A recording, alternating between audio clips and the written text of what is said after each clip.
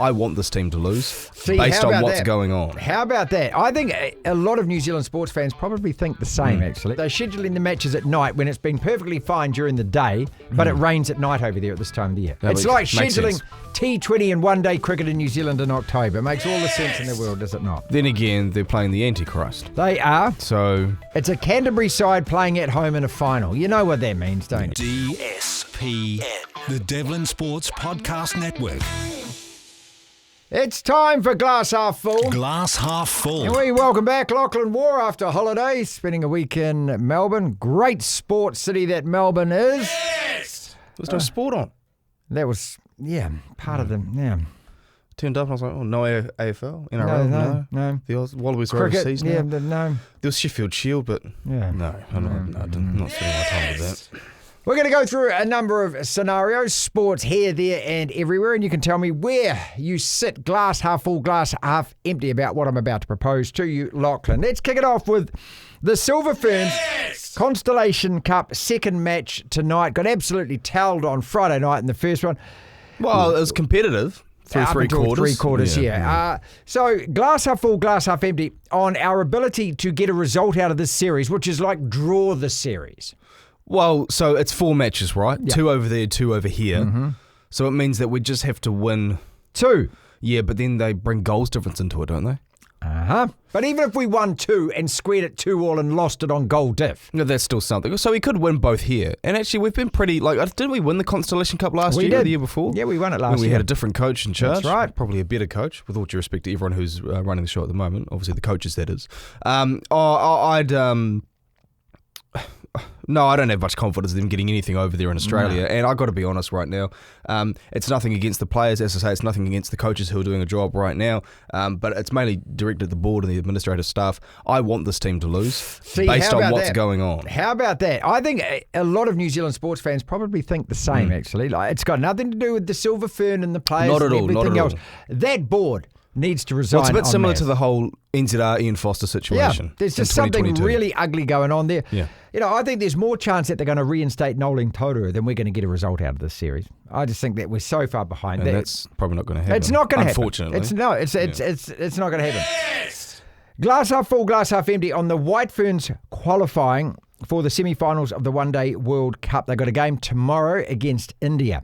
Now, there's 2 left. We play India and England. They play, this is India, play us and then Bangladesh. 2 games have been washed out for us against Bangladesh and Pakistan. We get a point from each of those games, which is a real bugger because we probably would have won those games, be in a much better position. But we're going to have to win both games to make the semi-finals because we're also way behind run rate as far as India is concerned. We're not beating England. I don't think, at least. No, I wouldn't think we would. India would be touch and go because I think for the most part, at least in our history, we have been better than India. Have we? I think so. In women's cricket. But I don't think we're beating England. And I just, I don't mean me to be rude. I don't think we're a very good side. So if we don't make the semis, I feel like, it's fair enough. We don't feel like a team will look like a team that should be playing in the knockout phase of the tournament. We're not winning it. No. Australia are probably winning it. Maybe South Africa could burgle something. Maybe England. But for us to win both, and then would other results need to go our way? Well, if we won both of those games, we're in. We're in. No. Unless, of course, India spanked Bangladesh. But then I don't know whether it comes back. I think it comes back to run rate in the end, and they're way ahead of us. So what? And they're playing in a part of the world that's notoriously rainy this time of year. Yeah, so it's just brilliant, isn't it? They're scheduling the matches at night when it's been perfectly fine during the day, but it rains at night over there at this time of the year. It's like scheduling T20 and one-day cricket in New Zealand in October. It makes all the sense in the world, does it not? Oh, wait. Otago go and do it again in Christchurch this weekend. They went to Canterbury, won the Ranfurly Shield. Now they've got to go back there and win the NPC. Glass half full, glass half empty, they can do it. Well, I'm a bit in the middle. Glass half full because they've already done it this year, and they've been they're sort of the people's team, aren't they, Otago? They've sort of out of nowhere had this great year. Yeah, all of a sudden, 1998's getting bandied around again. It's great. That's when they last won it. That's when they were that team everyone loved. Everyone loved that Otago side and that Super Rugby side because they felt like a bunch of scarfies even if they weren't. They had that image. Then again, they're playing the Antichrist. They are. So I would. It's a Canterbury side playing at home in a final. You know what that means, don't you? And even in years, as a young rugby fan watching this comp when the NPC had some life, and it still, I guess, does, but when it had more life, even if Canterbury weren't the top seed, or even if they'd had some pretty poor form towards the back end of the season, if they're ever hosting a finals match, or just in a final, you got to back them. So I'm glass half full from the fact that Otago have already beaten them in their backyard this year, but I'm glass half empty because it's Canterbury. Glass half full, glass half empty. The All Blacks go unbeaten on the Grand Slam tour. I suppose by that I mean we win all 4 games. Because... Well, if we get 2 wins and 2 draws, that would suck. I wouldn't like that at all. No. I'm glass half empty. I don't think we're winning all 4. I think Ireland and Chicago, that or England. I think we drop one of those 2. I don't think we're good enough to win both of them based on how we've played this year. That's my gut instinct. I think Australia have got the toughest draw out of us, South Africa, and they've them. got the same as South Africa, but I think South Africa have Wales and Australia have England. So they have France and Ireland, Italy. Excuse me. They have Japan. I think South Africa have England, don't they? No, South Africa get Wales. And Aussie Australia get England. So Aussie get England, Ireland, and France. Now last year we only won Ireland, 2 out of those 3. Yeah. So they've got the toughest draw. I think we can go unbeaten on this tour. Will we? Will we go unbeaten? I'm glass half, just over the half. Just over the half. I'm still completely unconvinced about our backline. And I'm going to talk about this tomorrow as well. That if our backline fails to perform again, like it's failed all year, it just has never clicked into life really. And it hasn't really since the new coaching regime took over, that we're going to have to start talking about 2022 again. And when Plumtree and Moore got replaced. Because if these guys have had 20-something, way over 20 tests, and they still can't coordinate that backline, that All Black backline, well, then obviously the blowtorch starts pointing towards the backline coach, the attack coach, the tactics coach, the skills coach, doesn't it? Yeah, well, the 27 billion different coaches that are involved with the All Blacks. I think the players are okay. I don't think that they're the best we've ever had, but I think they're okay. But we just can't seem to get them coordinated. So you got 4 test matches on tour to get it right. No more excuses as far as the coaching staff goes. Well, there's no excuses at the start of the year as far as I was concerned. No, test number 1 there wasn't. I think you get 1 year when you've got a new regime. And yeah, they haven't coached test rugby before, but sorry, too bad. It's test rugby. You're taking the salary. You've got to adapt pretty quick. That means I think that I'm just on the glass half full over the full half line. I did actually like how we played in Perth as well. So maybe I'm being swayed. Glass half full, glass half empty. R360 gets off the ground. I think it'll get off the ground, I but I don't think it'll have the names attached to it.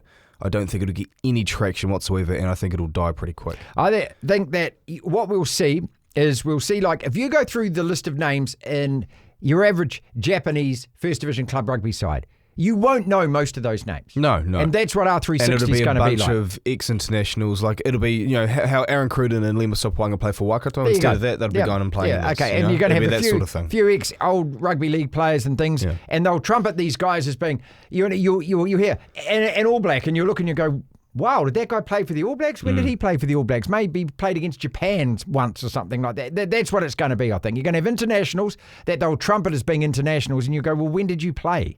How many big... Yeah. So I think it'll get off the ground.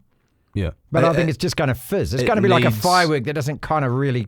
Yeah. Did that go? It'll never compete with the tradition and the history attached to teams and comps, so it needs the biggest names. And even then, if you had the biggest names, like if their 2 best teams, and it's the 2 best rugby union teams, had the 30 best players in the world, think of the 30 best rugby players in the world right now, and you had 2 World 15s essentially playing in this comp. Even then, it wouldn't get the attention. I'm just social media attention. I'm thinking but Pro people Bowl. are still I'm thinking but Pro you're still Bowl. watching All Black Springboks. Well, I am. You've got to watch that tour next year instead, aren't you? So your 15 All-Stars against your 15 All-Stars, they're really going to go, aren't they, at each other? Because just in case you get injured in that game, you don't get to play all those other games which are cash-rich games. Greats of the All Blacks, Colin Meads, Michael Jones, Sean Fitzpatrick, Grant Fox.